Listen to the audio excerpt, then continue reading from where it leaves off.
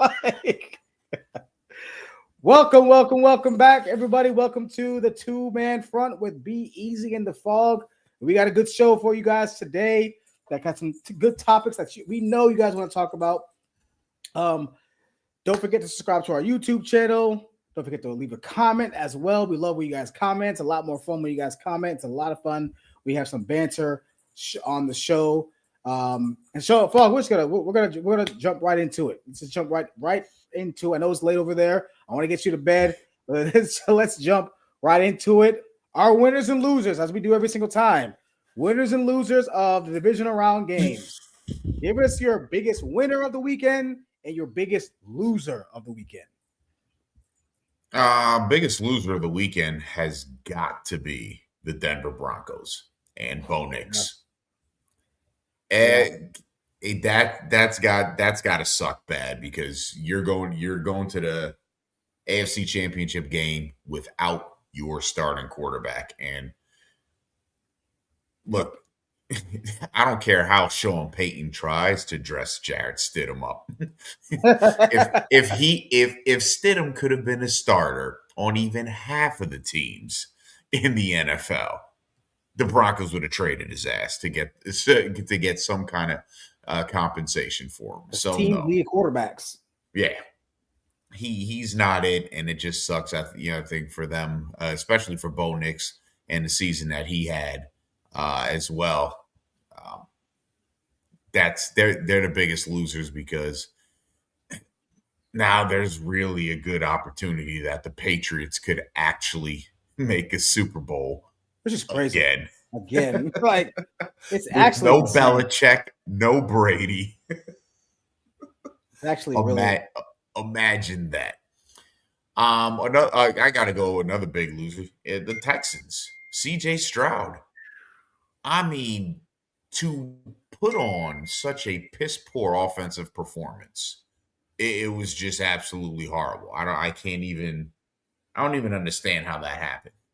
I can't process it. Watching that game, watching how the play calling, whoever the OC is that they brought in, I think they fired their OC from last year and brought in a new OC this year. Yeah, fire his ass too, because all you did was bring in the same version of the guy you fired the first time. It was the play calling was just, you couldn't run the ball. They had 48 yards rushing, I think, in that whole game. 48 yards rushing. What the fuck are you doing running play action passes in the third quarter when Stroud's been getting pressured the entire game? Play action passes and rollout passes. All Vrabel was doing was going to the defense. Look, just put 7 in the box. They can't run. They're going to pass. Yeah. And if they happen to try to run, just push the running back down. He's not going to get anywhere. No. It was so the Texans and CJ Stroud, that was, if I had to choose losers, it's them and Bo Nix, unfortunately, and the Broncos for different reasons. Oh, yeah. I mean, those are two great ones. Okay. I'll go my losers. So you're just joining us, biggest winners, losers of the divisional round game.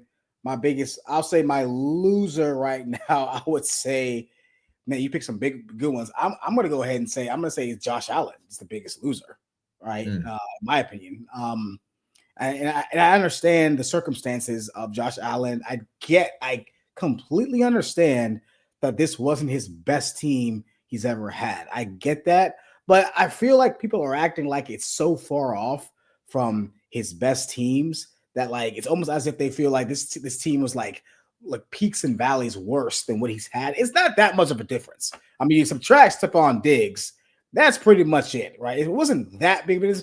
And they also had James Cook, who led the league in rushing, who also fumbled the ball, who did not have a good playoff himself, right? He did not have a good play performance in either game in Jacksonville or in Denver. So Josh Allen, mainly because, look, man,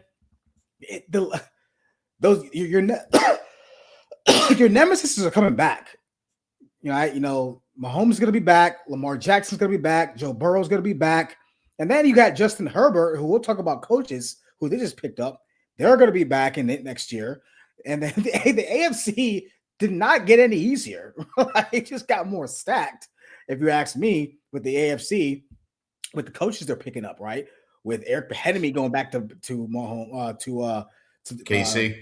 KC, and I'm going to talk about that a little bit. And then you got McDaniel going back to going to San Diego or LA, right, as their OC. So like this was the perfect and best opportunity, man, to be the best team, but best opportunity for Josh Allen to get over that hump. And I mean, it wouldn't matter because they would have beat the Broncos.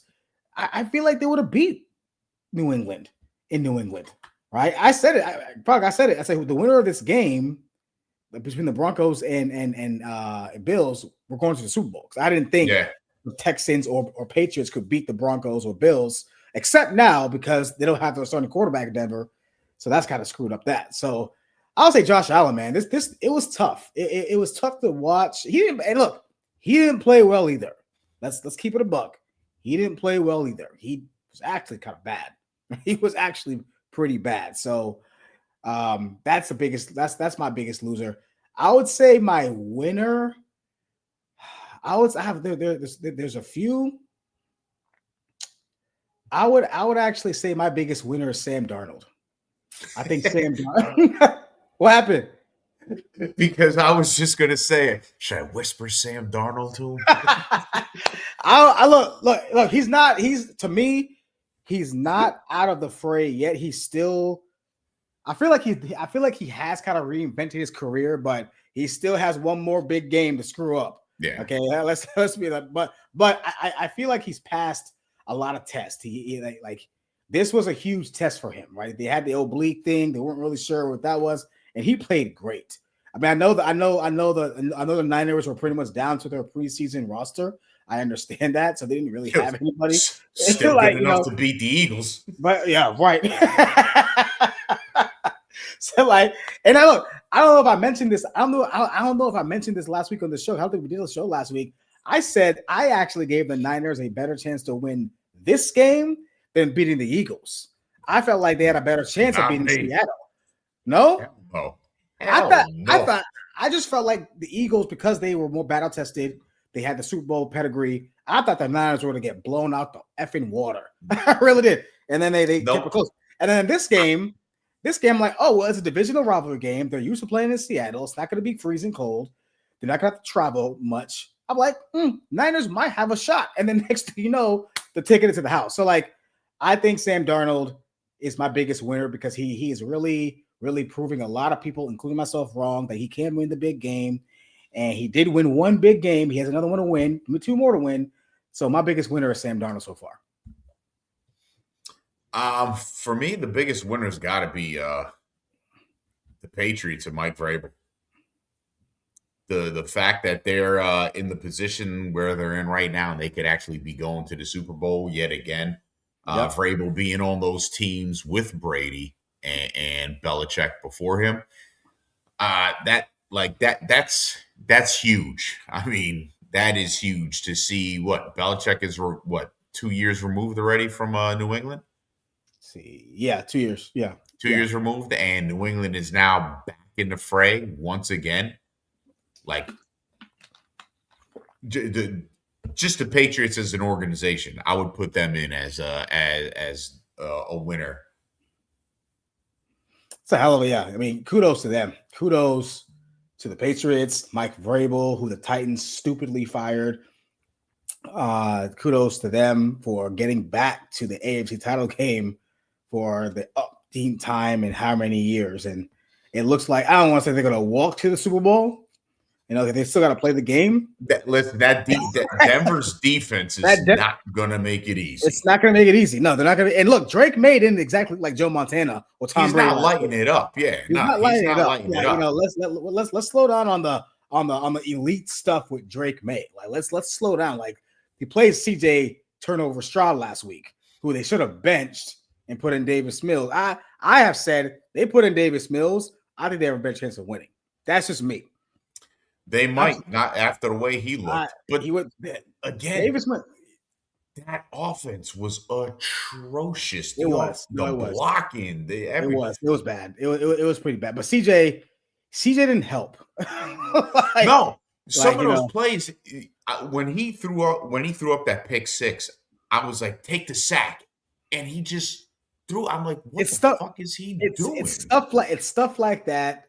Where I've learned from a lot of coaches, even the coaches that I coach with today, with this year, is quarterbacks. The number one job for a quarterback is you never want to make a bad play worse, and that's exactly what CJ Stroud did. He made a bad play worse by throwing it up in the air and praying to God it falls in this. Like it's not a good look, not a good look at all. But long time fan, first time comer to Drew Tremble, host of Game Winning Drive. He wants to know, with everything we've heard today from the now newly appointed president being and owner of the Bills, does former Bills head coach Sean McDermott get more love for all the toxicity he apparently was dealing with? Well, good timing, Drew, because we're about to get into that. We're about to get into that right now. Bills fire Sean McDermott. Did the Bills softball and then entering? He even answer Drew's question too. Did the Bills make the right move? I didn't see what happened. I I can tell you, was briefed on some of it. He basically the ownership basically threw Keon Coleman under the bus. bro. He. I mean, that like why he got steamrolled. I don't know how Um, Keon Coleman even walks another foot, ever steps foot in Buffalo again. no, Yeah. there's no way. Yeah, he's got to be out. Look, Philadelphia. AJ Brown doesn't want to be there. I would trade Brown for a draft pick and Keon Coleman. Get him in Philly. For Keon Coleman. And a draft pick and Keon Coleman and give them AJ Brown. What? Wait, so Keon Coleman, like what, a first round pick? First or second round pick for AJ Brown, yeah. I just don't think Keon Coleman is enough because I don't think he did enough to prove that he's a number two. Like, I don't think Keon Coleman's a number two receiver. I just don't think they ran that, here's a Bill Sean McDermott. Did they fire him was the right move? Yes, it was. It absolutely was the right move. It was the right move because after Dable left, that offense remained stagnant. And we said it the last 2 years we've been saying. It almost seems like the Bills are saying, all right, go ahead and let Josh win the game for us. Like it's hey Josh, it's in your hands. Make it happen. It almost seemed like there was no coaching involved. There was nothing going on there. So it was like that's part of coaching, and that you got to put it on McDermott's head. And also, we said it before about the league, if you are not getting better, you're getting worse. Worse, yeah. And the Bills the Bills never took any steps forward after Dable left as the OC. So the last 3 years, the Bills window, it's not closing. It's not closing. Here we go, 3 years in a row. The Bills window supposedly not closing, and this was supposed to be the best opportunity they had because you're not going to have to have a comeback from Kansas City and Patrick Mahomes. You're not going to have to face, leaving the ball in Joe Burrow's hands or having to deal with Lamar Jackson. Well, you still had to deal with top 10 defenses and you still had to deal with yourself. And the Bills were their own worst enemy because Allen turned the ball over, did not look good. They still had a shit receiving core. They did nothing to make that better. And like I said, the coaching staff just seemed like they weren't even doing things the way they needed to do to put Josh Allen and this Buffalo team in a position to win. So yeah, it was time to move on from McDermott. Yeah, no, I agree. It made sense to move off from him because, like you said, if you're not getting better, you're getting worse. I'm gonna remind people that Sean McDermott is a defensive-minded coach, and the defense was not great. So that's concerning. It's hard to say the offense wasn't the same because Joe Brady did a pretty good job. Joe Brady did a pretty good job with Josh Allen and handling that offense of what he could do. I mean, obviously Brian Daboll pretty much kind of, I would say, jump started Josh Allen's like prime career to make him an MVP candidate. And I think Joe Brady kind of took over from there and kind of took over what Brian Daboll started. But yeah, it was time. It's one of those things where it seemed like Sean McDermott's message wasn't getting across anymore. I heard somebody say on ESPN that I really, really loved that the offense looked too backyardian.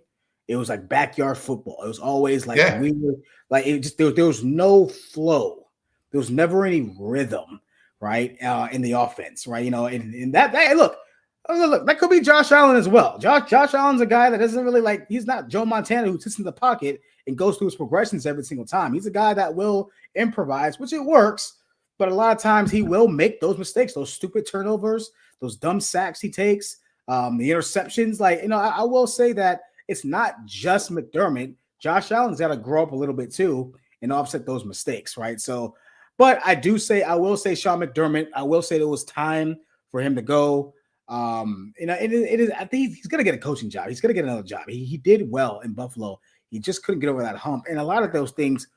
Look, when Patrick Mahomes scores on your team in 13 seconds, and you're a defensive-minded coach, bro, like that's not on Josh Allen. Like that's not like. I mean, look, I know it's Tyreek Hill. I get it. That's not on Josh Allen. That it's just not right. You know what I mean? So. It was the right move. I don't like how the GM was made president. I don't like how that situation was kind of unfolded. That was kind of weird to me. Because he really didn't do anything to make that team better. Yeah, he knew exactly. The personnel that he was bringing in over the last 3 years, it wasn't like it was great personnel. Yeah, I think that he wasn't necessarily Ozzie Newsome. He wasn't like a guy that was bringing in player after player. I know he made the big splash trade to get Stephon Diggs, and that was pretty good. But he wasn't like he was bringing in dudes who were like great. I want to get to cover someone. I want to get to some of Kevin's. Apparently, he thinks you're smoking with that. He thought you were smoking with the AJ Brown trade request. Bill Barnwell spoke about his handling of Josh and the offense in the clutch. If you have a lunatic at quarterback, was the line.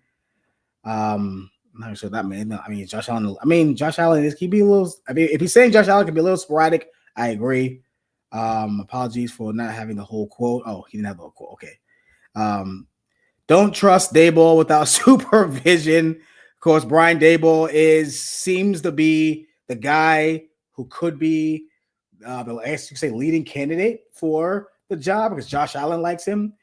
Okay, Josh Allen, Brian Daboll is who kind of jump started Josh Allen's like prime career. When he became OC, and apparently Brian Daboll is a Buffalo guy through and through because he lives there, right? So he's a Buffalo guy. So like he probably is the leading candidate, especially if Josh Allen likes him. And also, Kevin also said, "I'm not a Josh Allen apologist, but the structure of the offense requires him to do too much." Yes. Same with Lamar, and when you do that, you can't minimize mistakes. They're not stupid. They know it's all or nothing on them, and they're someone boys.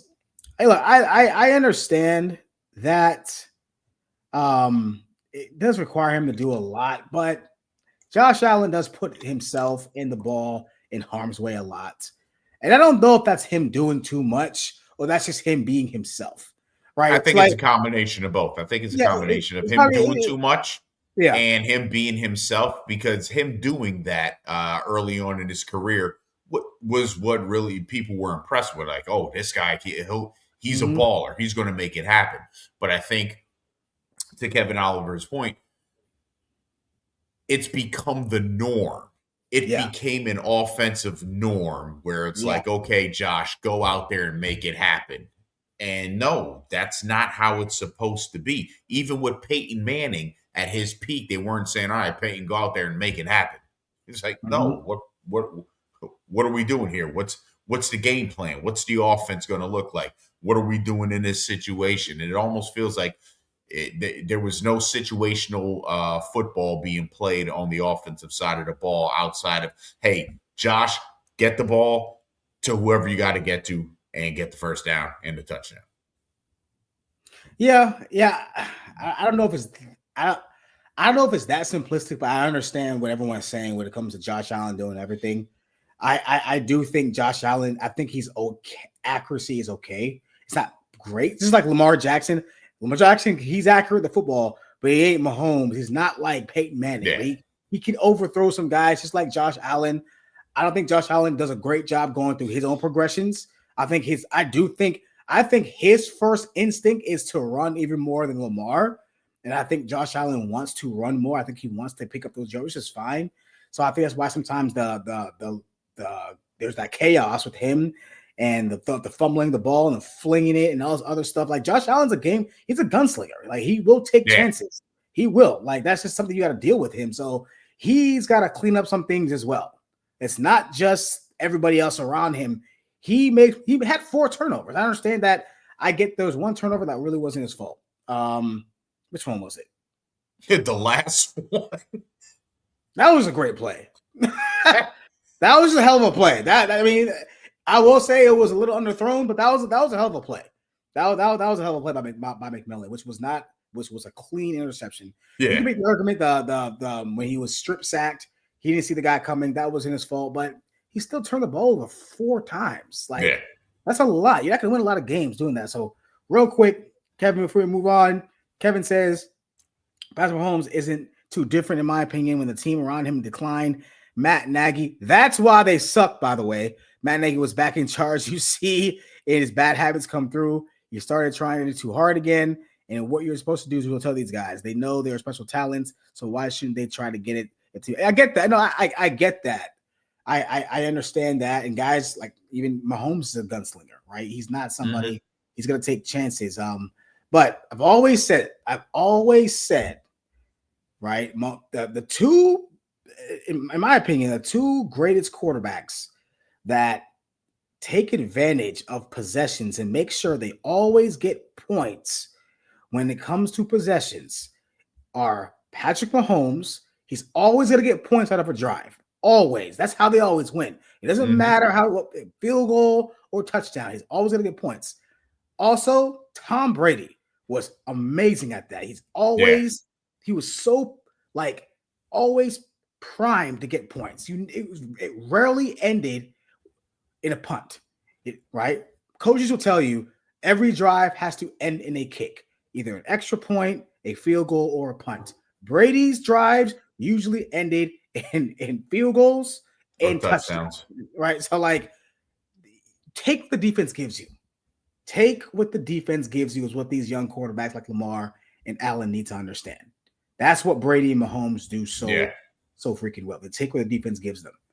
All right, going on to our next topic. Well, we've had some pickups.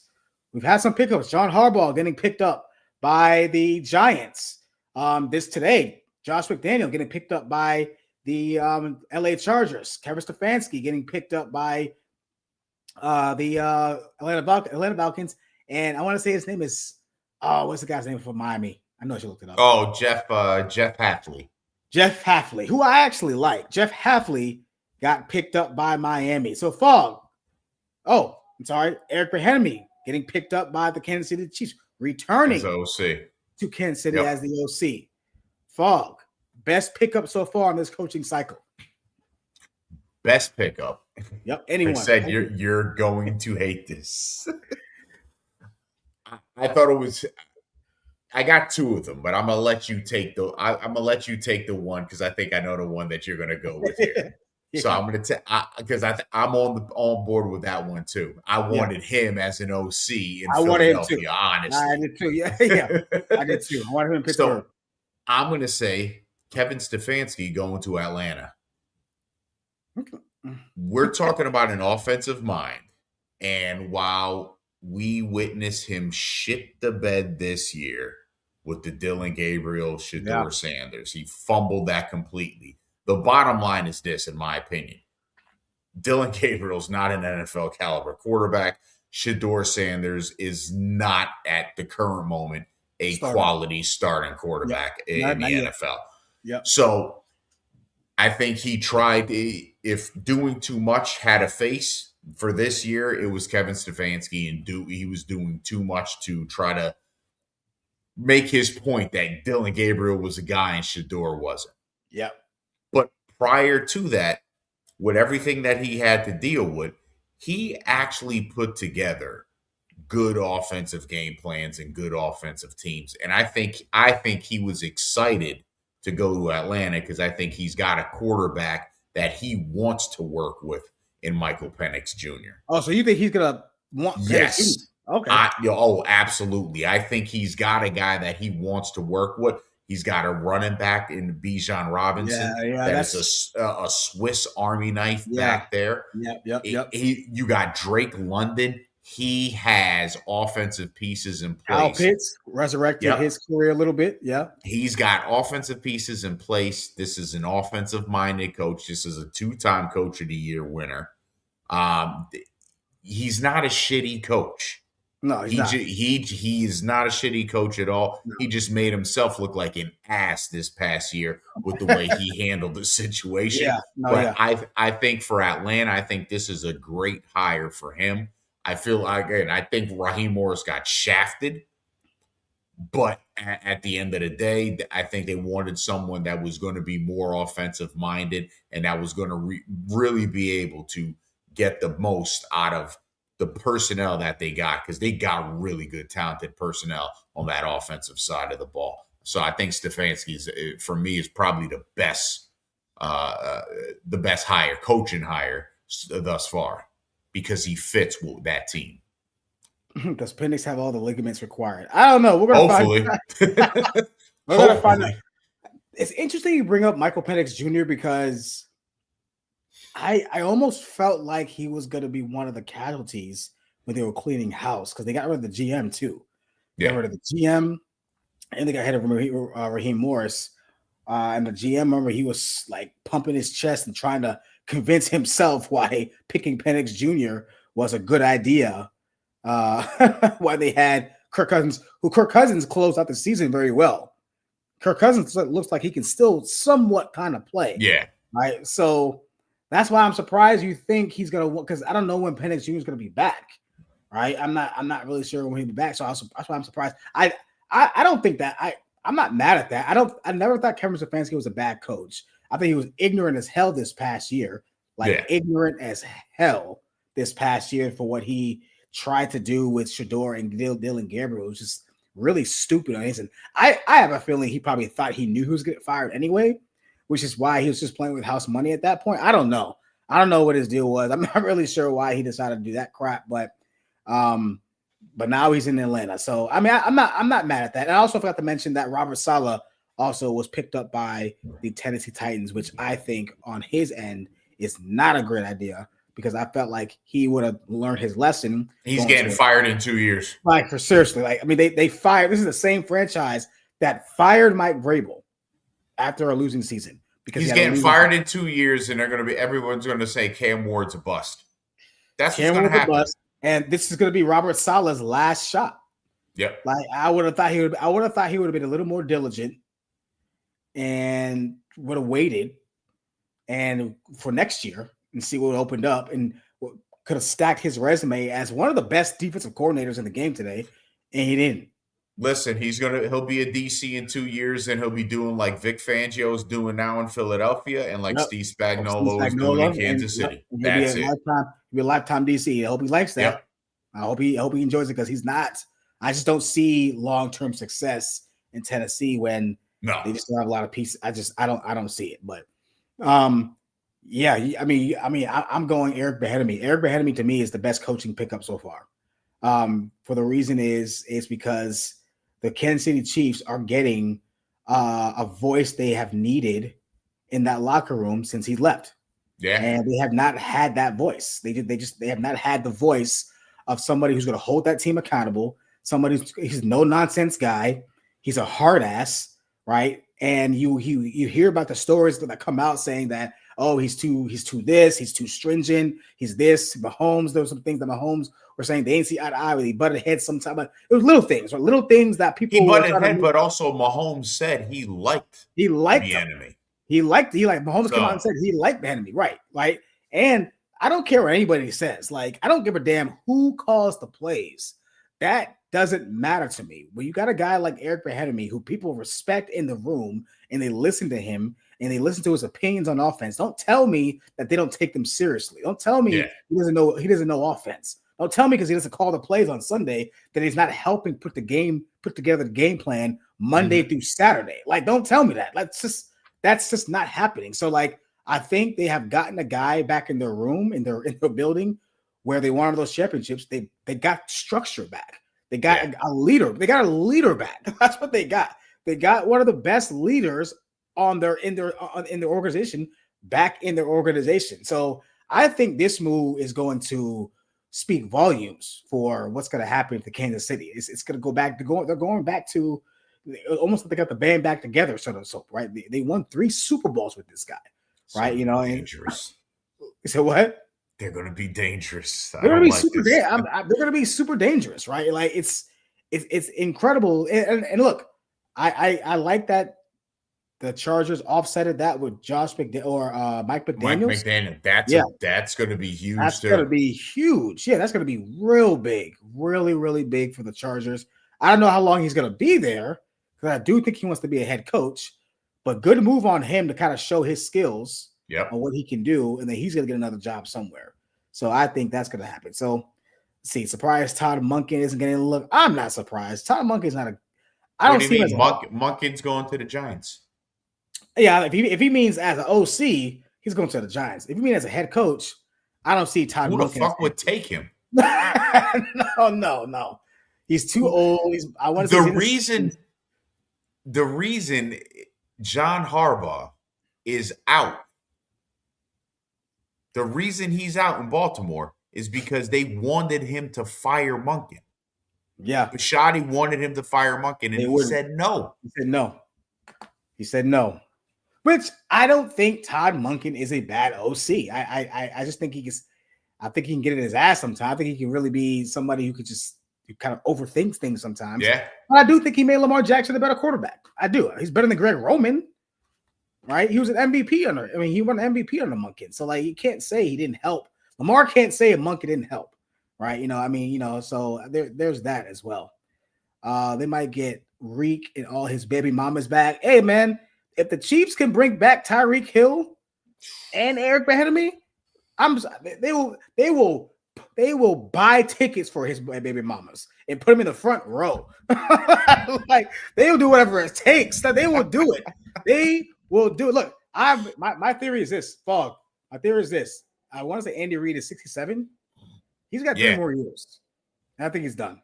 That's my theory. I mean, I think he's got 3 more years. Andy Reid's stepping down. He's not getting any younger. I think he wants to win 1 more. Right? Me too. And it's possible that they brought back Bieniemy to see if he's going to be Andy Reid's successor. I mean, that only makes sense, right? I feel as if, like, if you bring him back, you have some adoration for him. Yeah. I would think that Eric Bieniemy's not going to leave again on his own doing, unless there's a team out there that seriously wants him. But I would think he wouldn't leave again until Andy Reid is out. Right.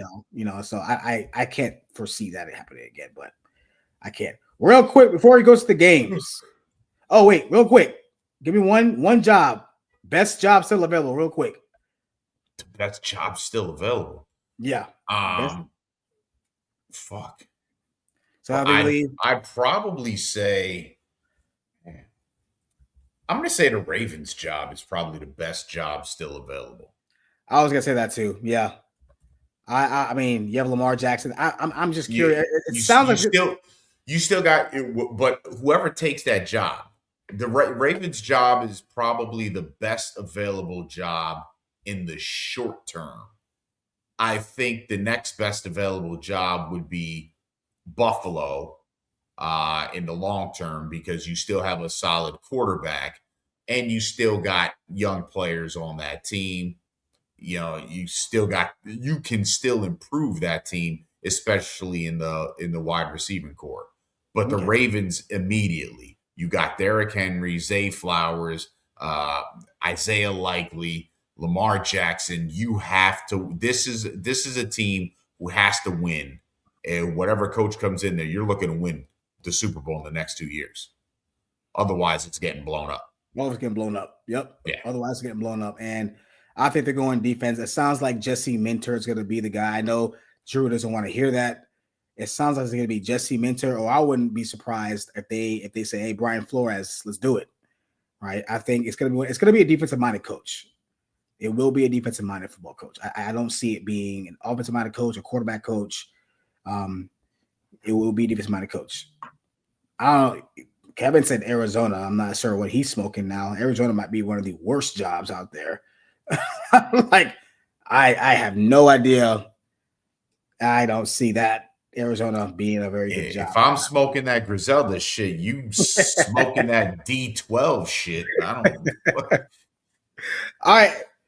National championship. Congratulations to the Indiana Hoosiers. I never thought I'd be saying this in my lifetime. The Indiana about Hoosiers, football. About football, have won the college football playoff national championship, going 16-0. Unbelievable season for them. Good game. Really, really good game. Not the best played game, but a good game. Everything we wanted to see. We wanted a good game, right? But takeaways real quick from the national championship game. Players that stood out. What stood out to you? I don't know. I was talking about them the last time we spoke, and you said Indiana was going to just steamroll Miami. You saw Mark Fletcher Jr. You see what that kid can do as a running back. He's good. Malachi Tony, I like Tony. He's got to get better at the route running. And he is an explosive player. Yeah. I mean, he is. I'm trying to think of who I can actually get. If he was actually a better route runner, a better route runner, I would put him on somewhere between being like the potential of being like Percy Harvin or Tyreek Hill. That type of explosiveness that he brings to the field. And then Ruben Bain, like, come on, man. There's best player on the field. The best player in the NFL draft coming out, period. No, That's the story. 100%. And if you're the Vegas Raiders, do not take Mendoza. Don't do it. Let the Jets take him. Let the Jets take him. You'll thank us later. People, for whatever reason, are trying to kill me for saying that Fernando Mendoza it's a mistake taking him in day one. It just is. It's a mistake taking him day one. Look, if people did not watch college football and you're just going off of all the hype, the Indiana Hoosiers were the most complete football team. Oldest team. In every oldest, regardless, they were still the most complete. They were every phase of the game, on offense, on defense, and special teams. And look what their special teams. People are like, "Oh, they got lucky." No, their special teams had been blocking field goals, punts, covering kickoffs, punts with precision type execution on special teams. That was not luck. They've been doing it all season long. And unfortunately for Miami, if Miami was able to get one more possession in there, there's no doubt in my mind Miami could have won that game. Well, they did. Well, they had a chance to win it. No doubt in my mind that they could have. Indiana controlled the ball for like 11 more minutes. Yep. Yeah. than Miami. Yeah. And if it wasn't for that block punt for a touchdown, Miami would have won. Miami probably would have won. That changed the game. That changed the momentum of the game. But Indiana couldn't put them away after that. Surprisingly, Miami comes back and Fletcher has that long run. I agree Yeah. with you with Tony. I think Tony is just a fantastic player. I do agree he needs to get better on the route running. He needs to be more than a gadget guy, and Yeah. we'll see what he can do. He's only a freshman, so he has 2 more years, of college football to get better. We'll see what he looks like in 2 years. Bain, man, that guy. I don't know. I don't know why not a Raider fan. I don't know who Raider. I don't know who they are, but fans are telling me that, oh no, the Raiders should go quarterback. Mendoza's a franchise-saving quarterback. Oh, they already have Max Crosby. What did he do? What did he do? Like, who is gonna block for Mendoza? like, who is blocking for? He's not a franchise-saving. Even if let's just say the Raiders had a solid O-line or an O-line that was respectable, which they don't, I still wouldn't say take Mendoza. He's just not that good. I don't know. I'm just really flabbergasted at the hype this guy is getting. It's unbelievable to me. Unbelievable. But Raiders are going to Raider it up. Even though I think Brady is going to be a little smarter. I think Brady is going to be smarter than we think, hopefully. I don't think he's going to fall into the hype trade with Mendoza. I think Brady knows football pretty well, and I think Brady knows he's going to have to start from within and build a team from inside out.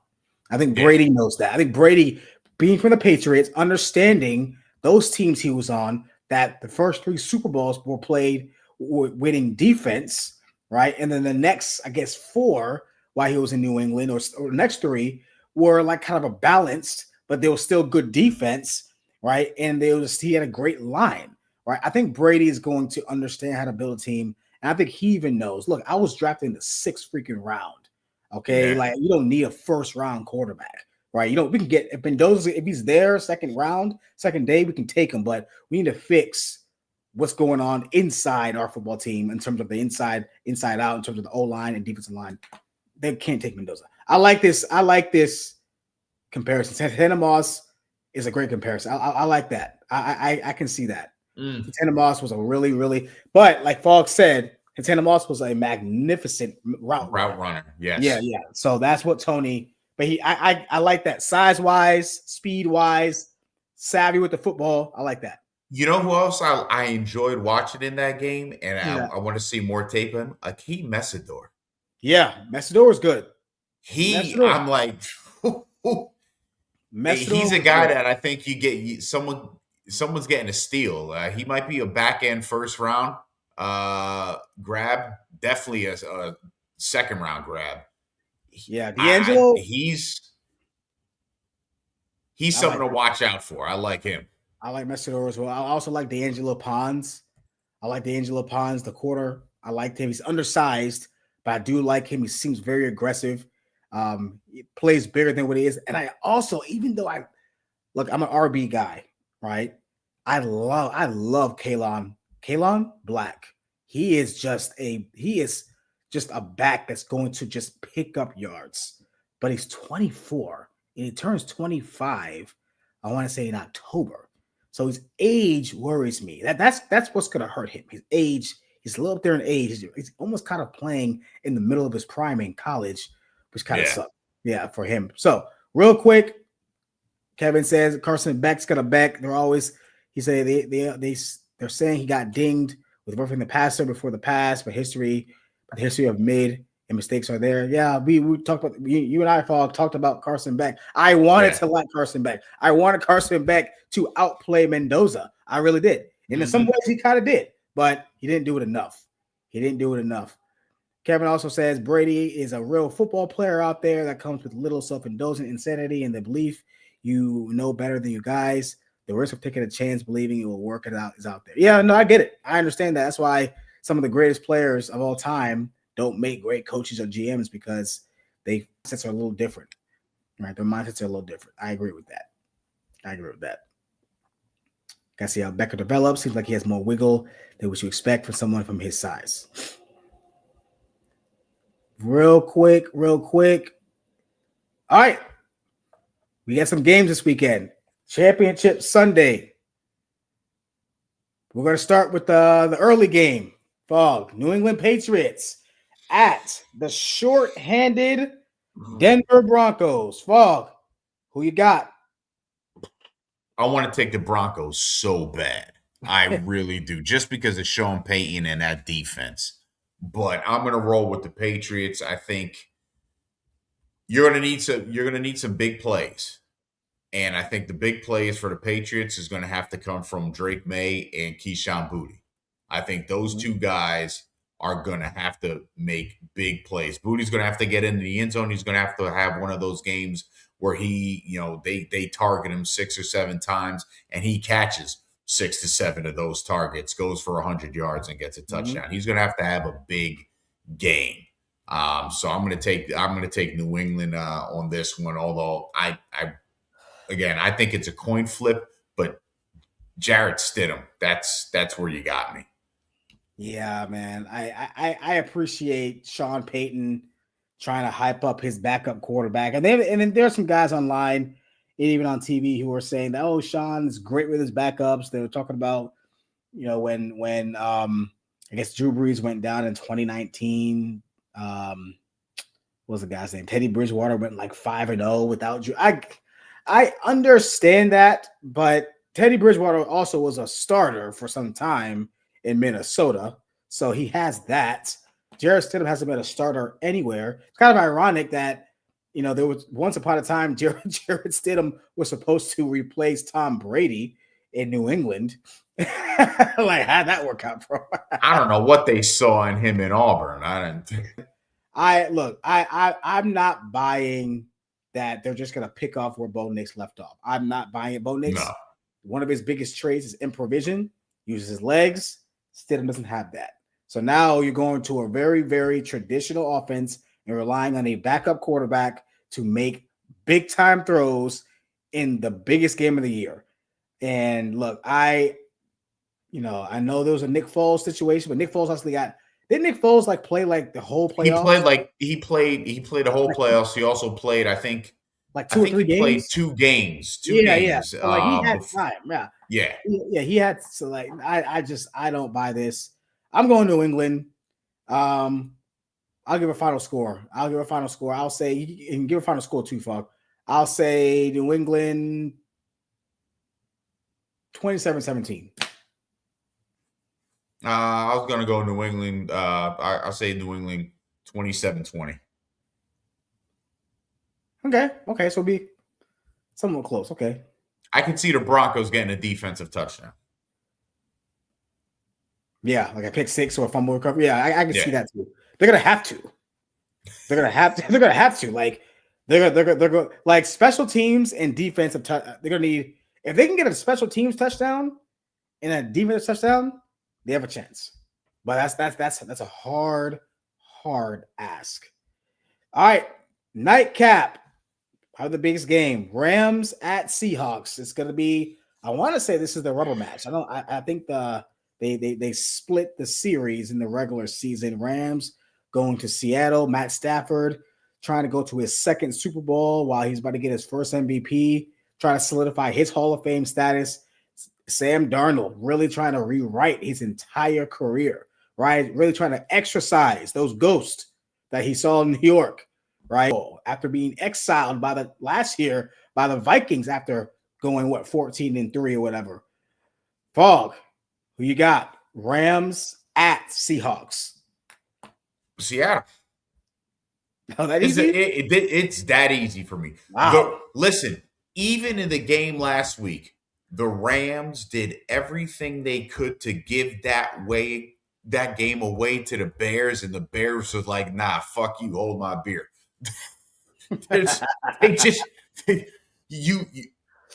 Ben Johnson left 9 points on the football field.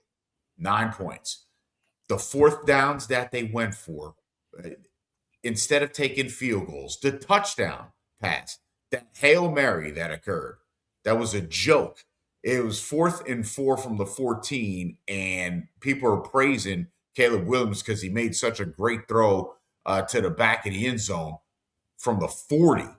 They were at the 14. He made a Hail Mary throw from the 40. Are you shitting me? No. The Rams shouldn't have won that game. They shouldn't have won that game. Seattle's defense not going to play. I just don't see. I just unless Sam Darnold reverts to Jets Sam Darnold. I think Seattle might steamroll them. Wow, just like they steamroll San Francisco. Okay, give me a score. 30-17. I could actually see that. That's the thing. That's the thing. I could actually envision that. You know, man, I've been big on the Rams since they picked up Devontae Adams. I have been big on them. Man, I think this is going to be closer than you think, man. I do. I think Matt Stafford's turning into one of those guys, man, where when he has the ball in his hands, I trust him. I trust him a lot. I really do. I do trust him.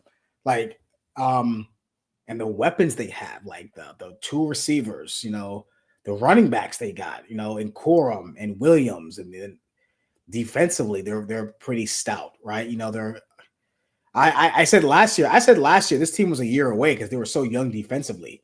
Yeah. They were like babies, right? You know, now they're like, you know, they've grown. I'm going LA with this one, man. I'm going LA. I think Stafford, this seems like the year again for him. It does. I understand how good Seattle's offense is. I don't think they were and maybe I'm overthinking this. I don't think they were tested enough against the Niners. I just don't. I think that's going to may hurt them in the long run. And the Rams have been tested this entire playoffs, right? You know, and it's crazy because I've been saying that I was more impressed how they won last game, even though Caleb Williams had that crazy throw. I was impressed how they won last game because they kept making plays on the road in that weather. You know, they're going to a very familiar place in Seattle, so it's not like it's going to be freezing cold. They know what it's like in Seattle. I got LA. I do. I got the MVP getting back to another Super Bowl. And I always look at coaching. And this seems evenly matched. We got a great offensive mastermind in Sean McVay, and you got a great defensive mastermind in Mike McDonald. Man, Mike McDonald, like, it's evenly matched. But I think Sean McVay, I don't think he's 40. I don't think Sean McVay has turned 40. No. And we're talking about a guy that could be winning his second. And he's cooking as a coach. I mean, we're talking about a guy that if he was to win another Super Bowl and retire, he's probably going to go to the Hall of Fame. He's probably going to go to the Hall of Fame, right? I mean, let's just be real here. Like, he is cooking as a head coach. My goodness, like, I'm going McVay. I'm going McVay and Stafford. Yeah, I trust that. I trust them more. Again, experience matters to me a lot. I love Sam. I think he's good. I think he's grown. It's gonna be hard to beat that combination. I'm gonna final score. I'm gonna say it's gonna be close as hell. I'm gonna say 24-23. Okay. One of them games. It's gonna be close. It's gonna be possibly a field goal, possibly defensive touchdown by someone. Yeah, it's gonna come down. It's gonna to either the Rams defense, right, against Sam Darnold, or it's going to come down to Stafford versus that Seahawks defense. Yeah. That's what it's going to come down to. I think it's going to be crazy. But Niners ain't enough ligaments to be a real threat. Caleb makes me sick. It's going to be disgusting if he gets really good at the basics. Yeah, that's true. I mean, he's not someone that's very good at the basics either. Someone just said that on I forget who said. I think it was Steve Young. He's not very good at mentally sound at all. Not at all. No, he's crazy. He's just not. And once he gets there, it's going to be very, very scary. Because somebody he's got the talent. It was so somebody on Instagram it was wild when I saw this. Like, they made a side-by-side video of Caleb Williams and Patrick Mahomes, and it was literally the same person. It was crazy. It was wild that It looked Mahomes, Williams, Caleb was actually compared to Patrick Mahomes coming out of college. So looks like they actually got that comparison actually right. So Championship Sunday is going to be big. So, okay, so you got I'm going to post this. You got oh God, It's going to be Seattle and the Patriots. Rematch of 2014. Yep. So Seattle and the Patriots. I got the Rams and I got the Patriots. So a rematch. I want to say that's a rematch of 2001 and I believe 2020. Was it at Brady Super Bowl they won? Yeah, 2019. He went to Tampa Bay. That trash Super Bowl he won. That was like, it was like what, 13-10 or 13-6, some shit like that. It was terrible. It was a terrible game. And Brady and then right after that, the Rams said, "Oh, we could trade Jared Goff." Yeah. Yeah, that was. Oh, I forgot Jared Goff did get there. Dang, that was. I thought that was Stafford. No, it wasn't Stafford. I forgot about that. Wow, Jared Goff did get the Super Bowl. That's a trivia question. I did not know that. I forgot about that. I forgot Jared Goff was a Ram. Man, that's crazy. That is insane. Well, with that being said, we want to thank everybody for joining us, Drew, Kevin, and I believe my friend Lawrence on YouTube. Appreciate you guys joining us, man. Appreciate you guys watching.